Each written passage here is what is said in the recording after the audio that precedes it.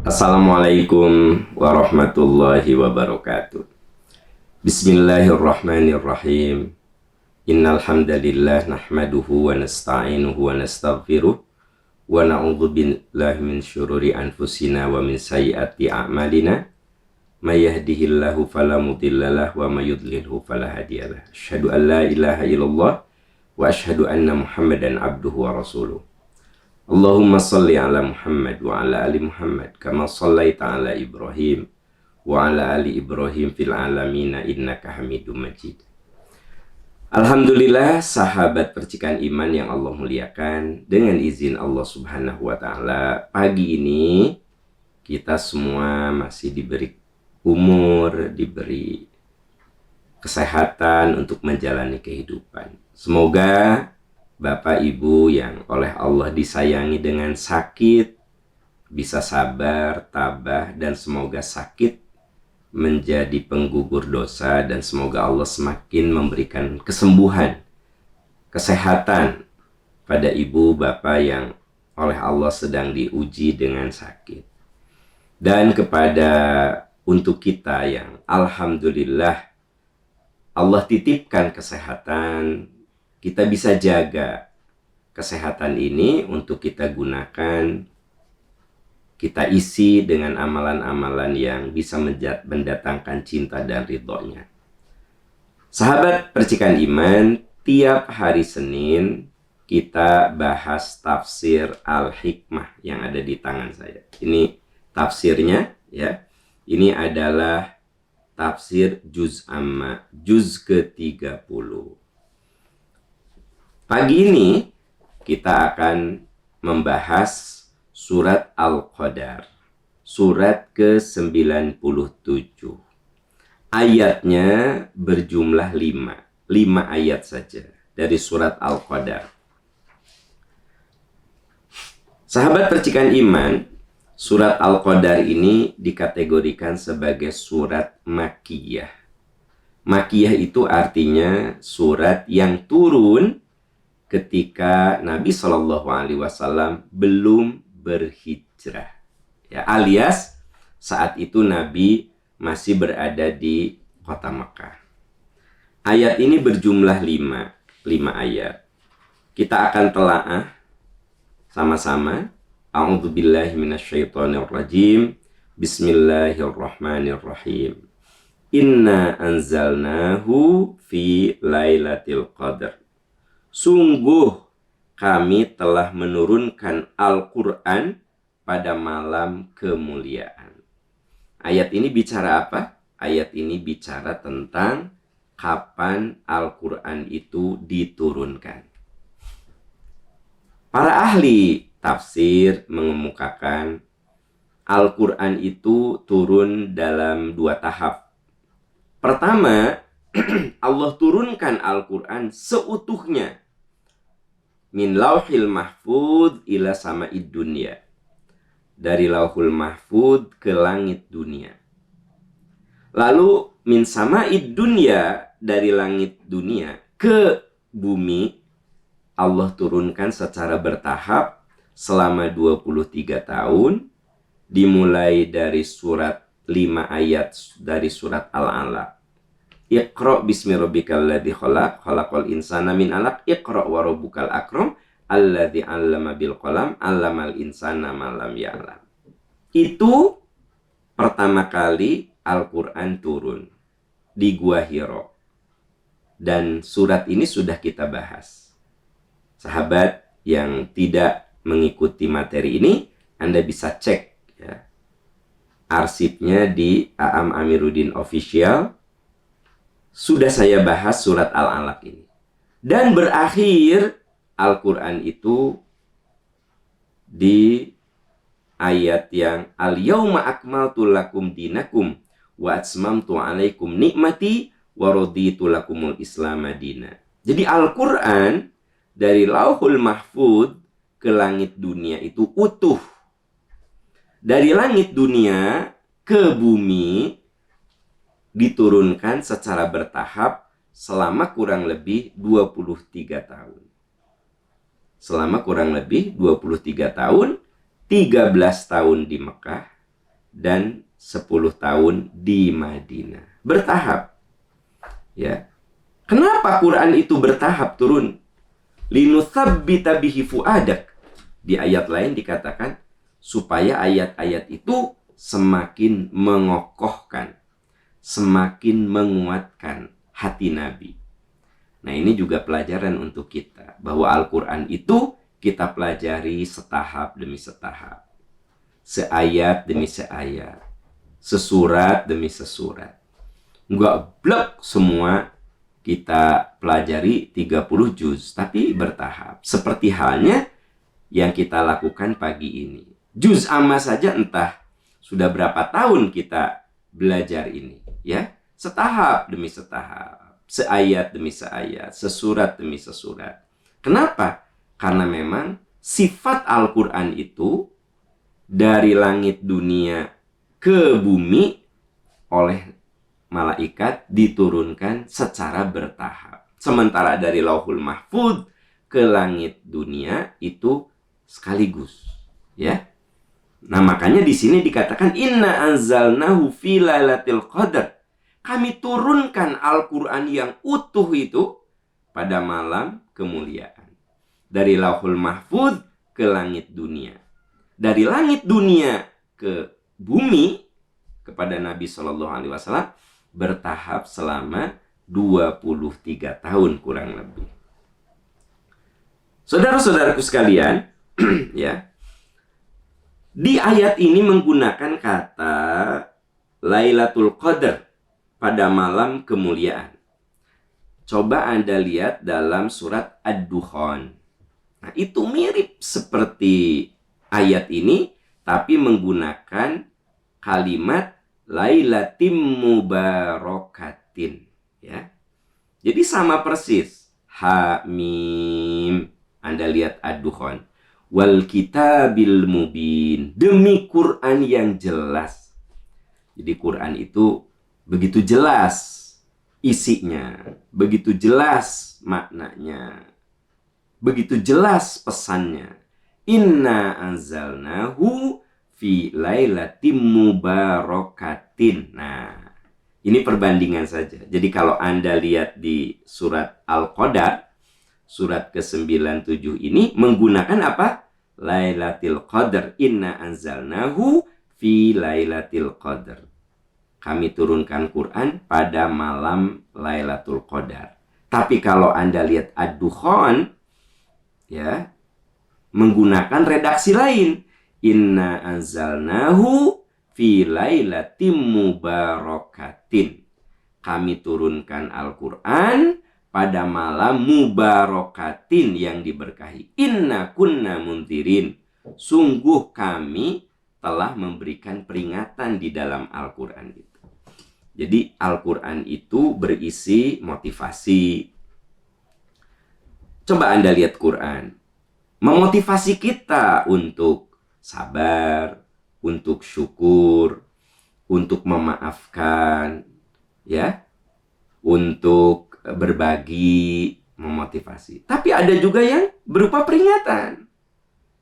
Bila kita termasuk orang yang tidak mau berbagi, maka harta itu akan menjadi istrikaan bagi tubuh kita. Nauzubillah. Itu namanya peringatan. Ya. Bila dosa itu kita ulangi, maka hati kita akan mati, tertutup. Dan akhirnya kita tidak akan menemukan kebenaran karena mata hati kita udah buta. Kapan? Ketika dosa itu diulangi. Nah, ini contoh bahwa di dalam Quran itu inna kunna munzirin.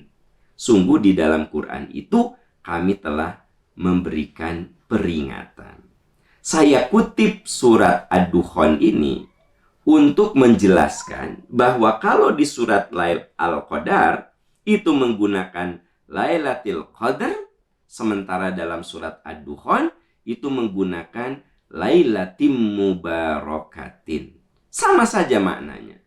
Malam kemuliaan, malam yang diberkahi, yaitu itu juga. Fiha yufraku kullu amrin hakim. Pada malam itu dijelaskan segala urusan yang penuh hikmah. Saudara-saudaraku tercinta, ketika Al-Quran itu diturunkan, maka segala hal yang mengandung hikmah Allah jelaskan di situ. Makanya kalau kita ingin faham tentang hakikat hidup, faham tentang hakikat berkeluarga, faham tentang hakikat rizki, faham tentang kalau kita ingin faham tentang hakikat rizki, hakikat hidup, hakikat berkeluarga, hakikat anak, hakikat istri, hakikat suami, dan segala hakikat-hakikat yang kita jalani dalam kehidupan duniawi, mau tidak mau, yufraku kullu amrin hakim, dijelaskan dengan penuh bijaksana di dalam kitab suci Al-Quran. Makanya Al-Quran itu harus difahami, bukan sekadar dibaca semata, tapi harus difahami. Karena itu, ketika kita berbicara tentang Al-Quran yang turun di malam Lailatul Qadar itu, kita bukan hanya qiraah, bukan hanya membaca, bukan hanya tilawah, bukan hanya sekedar memperbaiki bacaan, tapi ada yang tidak boleh dilupakan, tadabur. Afala yatadabbarunal Qur'an. Mengapa mereka tidak mau tadabur? Kalau tadabur itu ya seperti yang kita lakukan sekarang ini, tadabur. Baca satu ayat, kita bedah. Ya, kita lihat korelasi ayat ini dengan ayat yang lain. Kita analisa ayat ini memberikan pesan seperti apa. Kita ambil hikmah ayat ini mengarahkan kita dalam hidup agar menjadi orang seperti apa. Nah, itu namanya tadabur. Jadi apa yang kita lakukan pagi ini namanya tadabur. Karena saya tidak membimbing ibu bapak baca Quran. Ya. Baca Quran, Anda sudah baca masing-masing. Mungkin tadi habis tahajud atau habis subuh Anda baca 1-2 lembar. Nah, itu tilawah atau tadarus atau qiraah ya, namanya, baca. Tapi ketika satu ayat itu dibedah pemaknaannya, dianalisa kandungan maknanya, ditinjau historisnya, lalu bagaimana ayat itu diproyeksikan untuk menjawab persoalan-persoalan kekinian. Nah, itu namanya tadabur, gitu. Kenapa saya bilang bahwa Quran itu harus ditadaburi? Karena Allah berfirman dalam surat Ad-Dukhan, fiha yufraku kullu amrin hakim. Inna anzalnahu fi lailatin mubarakah. Kami turunkan Quran di malam yang penuh keberkahan. Inna kunna munzirin. Kami memberikan sejumlah peringatan di dalam Al-Quran. Dan kami jelaskan dengan penuh hikmah. Gitu. Amro min indina, yaitu urusan-urusan, aturan-aturan yang datang dari kami. Inna kunna mursilin. Kami pun mengutus utusan-utusan untuk menjelaskan apa yang ada di dalam Al-Quran itu. Nah, jadi kita tidak mungkin, saudara-saudaraku sekalian, memahami Quran kecuali dijelaskan oleh Nabi Shallallahu Alaihi Wasallam. Makanya fungsi Nabi itu adalah sebagai penjelas. Nabi itu berperan menjelaskan apa yang ada di dalam Al-Quran, baik dengan ucapannya yang suka disebut dengan sunnah qauliyah, baik dengan perbuatannya yang suka disebut dengan sunnah fi'liyah, atau juga dengan persetujuannya yang suka disebut dengan sunnah takririyah, atau dengan cita-cita keinginannya yang suka disebut dengan sunnah hamiyah. Gitu. Jadi Nabi Shallallahu Alaihi Wasallam dihadirkan untuk supaya kita faham isi Al-Quran. Ada orang yang mengatakan hidup mah cukup berpegang pada Quran, tidak perlu sunnah Rasul. Nah, ini kekeliruan. Bagaimana mungkin kita faham Quran kalau tidak membaca memahami sunnah Rasul. Karena sunnah itu berfungsi menjelaskan Al-Quran. Inna kunna mursilin. Kami utus utusan-utusan supaya Quran itu, kitab suci itu bisa dijelaskan. Allah menurunkan Injil, ya, dijelaskan oleh Nabi Isa. Allah menurunkan Zabur, Toret, dan kitab lainnya. Itu supaya dijelaskan oleh nabinya. Kita mendapat Al-Quran. Dijelaskan Quran itu oleh Nabi Shallallahu Alaihi Wasallam. Rahmati mir rabbik. Ya. Al-Quran itu rahmat dari Tuhan. Innahu huwas sami'ul alim. Sesungguhnya Allah Maha Tahu, Maha Mendengar. Maha Mendengar, Maha Tahu. Saudara-saudaraku tercinta, jadi surat Al-Qadar ayat 1, penjelasan detailnya Anda bisa lihat di surat Ad-Dukhan ayat 1 sampai dengan 6. Nah, ini yang disebut dengan tafsirul Quran bil Quran. Jadi cara menafsirkan Al-Quran, cara menafsirkan Quran yang benar adalah seperti yang dilakukan oleh para ulama salaf. Yaitu apa? Quran dijelaskan dengan Quran. Quran dijelaskan dengan sunnah Rasul.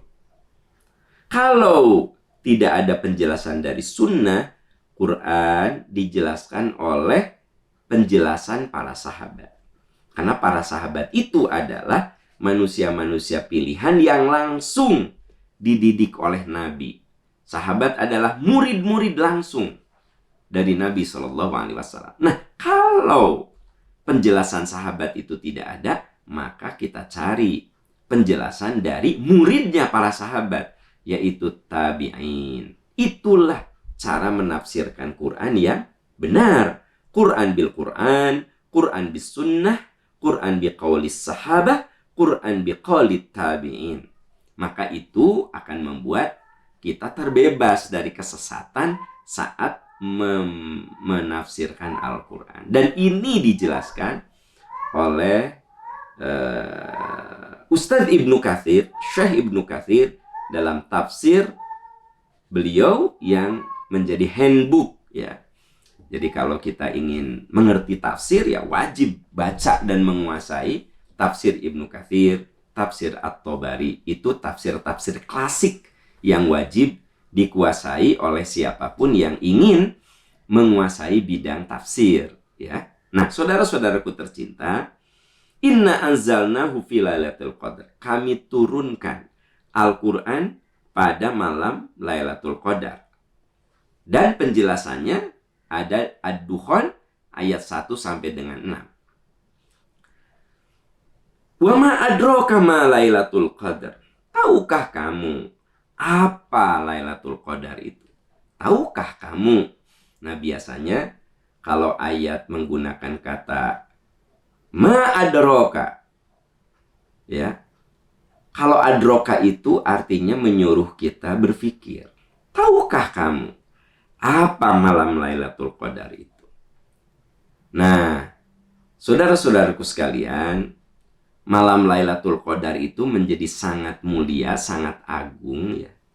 Karena di malam itu turun Al-Quran. Nah, ini dijelaskan di surat Al-Baqarah 185. Kalau tadi kan di surat Ad-Dukhan, ya, ayat 1 sampai dengan 6. Sekarang Anda bisa cek surat Al-Baqarah ayat 185. Syahrul Ramadan alladzi unzila fihi al-Qur'an hudal linnasi wa bayyinati minal huda wal furqan. Nah, sungguh di bulan Ramadan lah diturunkan Al-Qur'an. Hudal linnas. Isi Al-Qur'an itu petunjuk. Wa bayyinati minal huda, dan sumber pencerahan. Wal furqan, dan Al-Quran itu pemisah. Jadi dengan memahami Quran, seharusnya kita bisa memisahkan mana yang benar, mana yang salah, ya. mana yang haram, mana yang halal, mana yang meragukan, mana yang meyakinkan. Karena Al-Furqan, ada garis pemisah, ada sebuah ketegasan dalam hidup kita. Ini boleh, ini nggak boleh. Ini halal, ini haram. Ini makruh, ini sunnah. Ini urusan yang bersifat mubah, tidak diatur, silakan. Nah, ini urusan yang diatur. Itu semua unzila fihil Quran. Diturunkan Al-Quran pada malam Lailatul Qadar. Berarti kalau kita hubungkan ya, surat Ad-Dukhan ayat 1 sampai 6, surat Al-Baqarah ayat 185 dihubungkan dengan surat yang kita bahas yaitu Al-Qadar, berarti Al-Quran itu turun di bulan Ramadan dan bertepatan dengan Lailatul Qadar. Itu ya. Jadi dari ayat, untuk menyimpulkan itu kan butuh basic logika ya, butuh alasan-alasan. Nah, alasan-alasannya sudah saya jelaskan tadi, alasan-alasannya ya.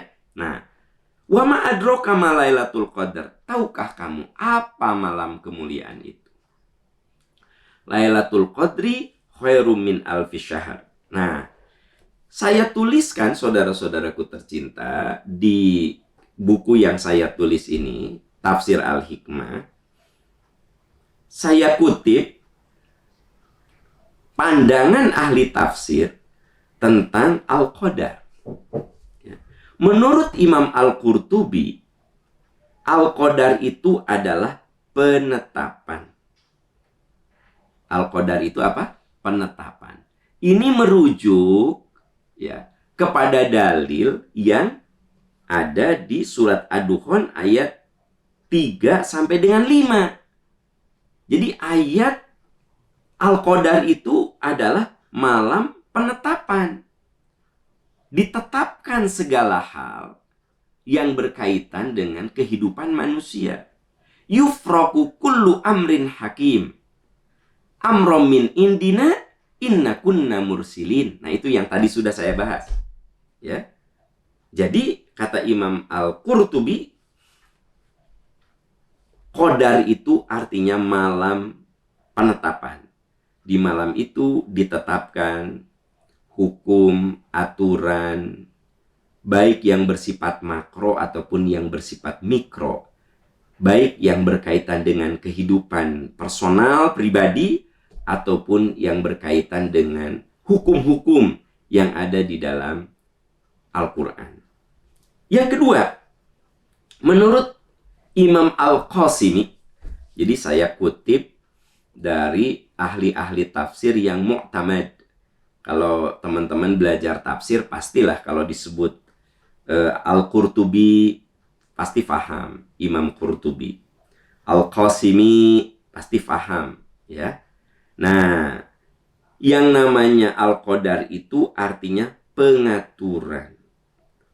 Lailatul Qadar diartikan sebagai pengaturan karena pada malam itu Nabi Shallallahu Alaihi Wasallam diajari bagaimana mengajak manusia, menyelamatkan manusia, membimbing manusia. Nah, jadi kata Imam Al-Qasimi, dikata Al-Qadar itu artinya adalah pengaturan. Kalau kata Imam Qurtubi, Al-Qadar itu penetapan, ditetapkan saat itu hukum-hukum yang berkaitan dengan kehidupan. Tapi kata Imam Al-Qasimi, Al-Qadar itu adalah suatu bimbingan yang diberikan kepada Nabi, bagaimana caranya Nabi mengajak manusia ke jalan yang benar. Nah, ini juga isyarat saudara-saudara sekalian, ya. Nabi saja diajarin oleh Allah melalui malaikat bagaimana cara mengajarkan kebenaran. Maka kita juga kudu belajar. Jadi jangan hanya kebenaran itu disampaikan begitu saja, tapi kita harus tahu mana bagian yang harus didahulukan, mana bagian yang harus dibelakangkan, bagaimana cara kita bicara. Yang pasti Nabi itu diajari kalau dakwah beliau itu adalah ud'u ila sabili rabbika bil hikmah. Nabi itu kalau dakwah penuh hikmah. Jadi tidak ada cacian, tidak ada makian, tidak ada hinaan. Yang Nabi sampaikan itu ajakan. Nabi tidak mengejek, tapi mengajak. Nabi tidak menghina, tapi memberikan pemahaman. Ya, jadi kalau kita dakwah tuh jangan menghina, jangan mengejek. Ya, jelaskan saja. Gitu ya. Misalnya ini saudara-saudara cara sholat yang benar. Nabi itu sholatnya begini. Udah. Jangan kemudian orang-orang yang sholatnya masih salah itu dihinakan. Untuk apa saudara sholat seperti ini? Nggak akan diterima itu sama Allah. Berarti kan ngahinakan. Jadi ada unsur menghina. Nah, jelaskan saja. Saudara-saudaraku tercinta, beginilah cara sholat Nabi. Cara takbirnya, cara rukunya, cara sujudnya, cara berdoanya. Inilah yang dicontohkan Nabi dan inilah dalil-dalilnya. Sudah sampai di situ. Nah, jangan kemudian coba saudara perhatikan. Sholat saudara seperti apa? Salah itu. Coba Anda. Salah itu. Coba Anda. Salah itu. Anda umur berapa sekarang? 50.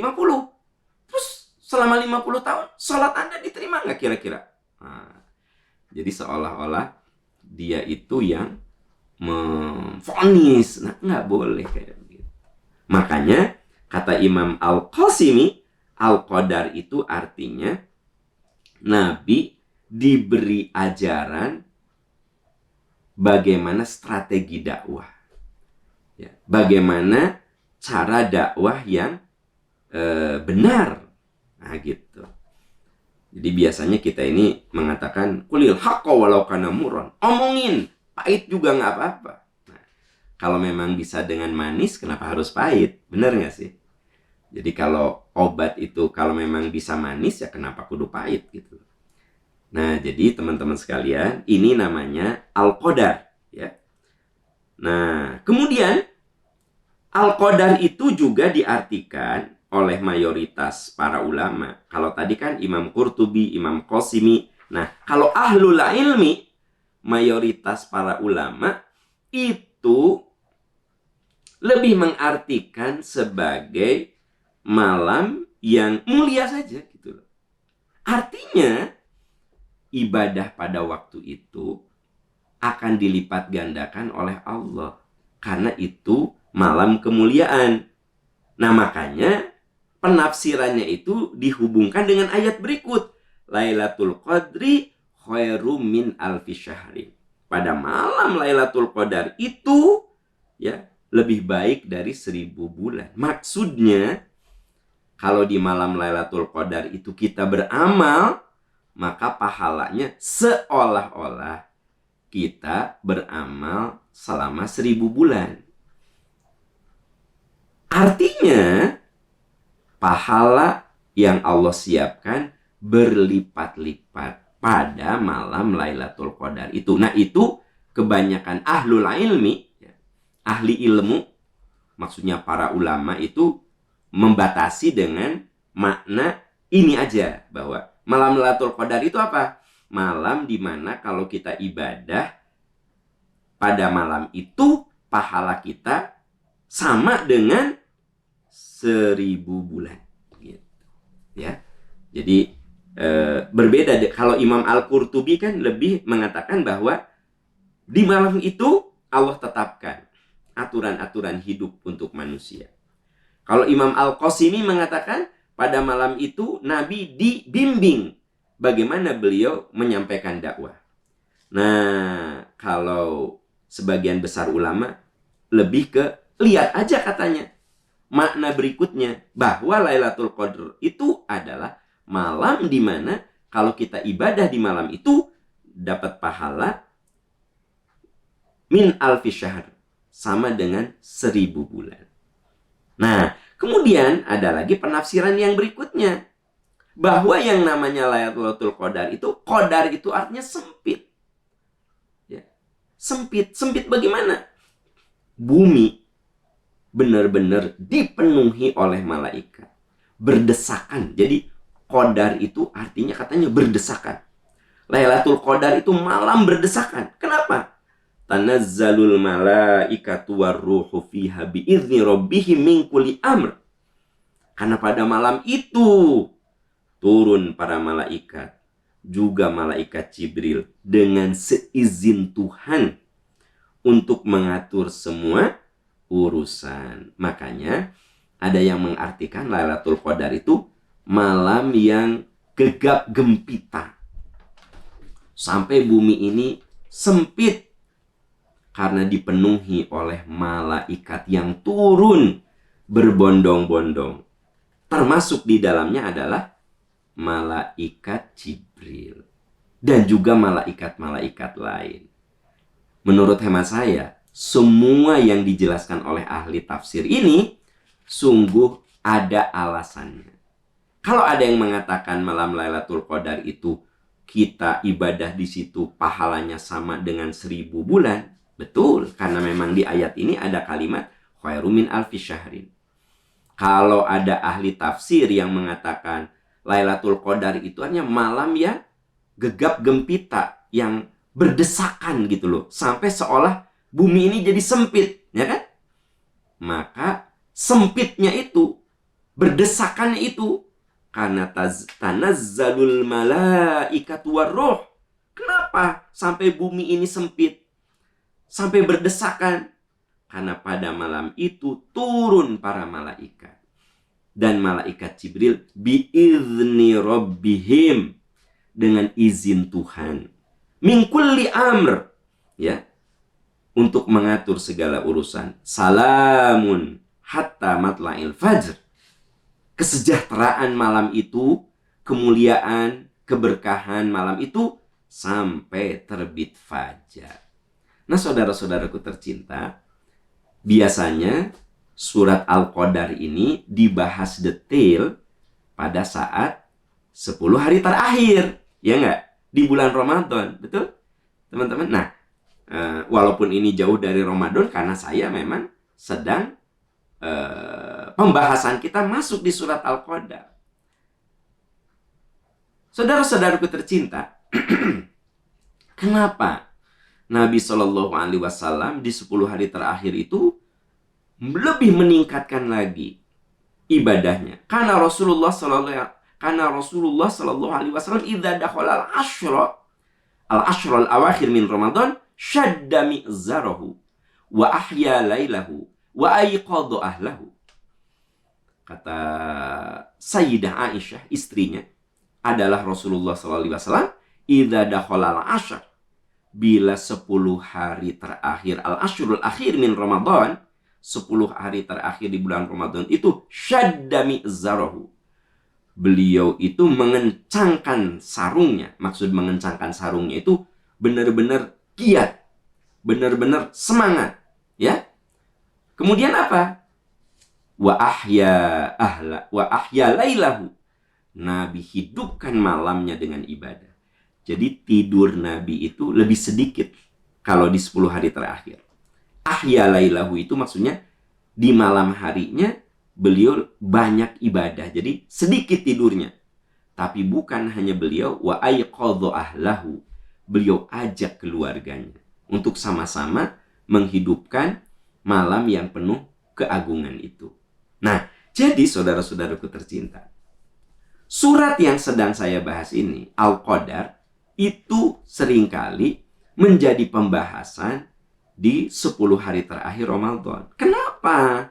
Karena memang Lailatul Qadar itu terjadinya di bulan Ramadan. Seperti yang saya tadi sampaikan, bahwa syahrul Ramadan alladzi unzila fihil Qur'an. Di bulan Ramadan lah diturunkan Al-Quran. Dan saat diturunkan Quran itulah yang disebut dengan Inna anzalnahu fi lailatul qadar. Di bulan Ramadan itu kami turunkan Al-Quran berbarengan dengan terjadinya Lailatul Qadar. Lailatul Qadar itu khairum min alfi syahr. Kalau kita beribadah pada malam itu, pahalanya sama dengan 1000 bulan. Dan bumi ini sempit, gegap gempita karena tanazzalul malaikat warruh, para malaikat dan juga malaikat Jibril turun biidzni rabbihim min kulli amr. Mereka turun ke bumi. Salamun hiya hatta matla'il fajr. Sungguh kesejahteraan sampai waktu fajar. Nah, saudara-saudaraku tercinta, ini cerita, ini ayat bicara di 10 hari terakhir Ramadan. Malaikat turun. Pertanyaannya, sekarang kita bukan di bulan Ramadan. Ya. Bisakah malaikat itu turun? Malaikat rahmat. Bisa. Bisa. Caranya bagaimana? Kita baca Quran. Kita baca Quran. Wa idza quri'al Qur'anu fastami'u lahu wa ansitu la'allakum turhamun. Boro-boro baca, kita nyimak. Anda baca, saya dengerin. Saya yang mendengarkan itu akan dinaungi oleh malaikat rahmat. Apalagi kita membacanya. Jadi kalau yang dijelaskan di surat Al-Qadar ini banyak bicara tentang saat Ramadan, ya. Pertanyaannya, bisa nggak sih kita mengundang malaikat ke rumah kita supaya mubarak, diberkahi? Sangat bisa. Yaitu dengan cara apa? Satu, dengan baca Al-Quran. Karena bacaan Al-Quran itu akan mengundang malaikat hadir. Wa idza quri'al Qur'an, bila dibacakan Al-Quran, fastami'u lahu, simak. Wa ansitu, renungkan. La'allakum turhamun, supaya kamu dirahmati. Malaikat rahmat datang menaungi orang itu dengan rahmatnya. Itu teh kalau apa? Denger. Cuma dengerin saja. Apalagi kalau kemudian membacanya. Yang kedua, bagaimana caranya supaya malaikat hadir di tempat kita? Layak untuk qaumun yadhkurunallaha illa haffaz alaihimul malaikat. Tiap orang yang duduk dalam satu majelis, lalu dibahas ayat-ayat Allah, illa haffaz alaihimul malaikat. Malaikat akan turun menaungi majelis itu. Nah, walaupun ini adalah majelis online, ya, Anda di mana, saya di mana, gitu ya.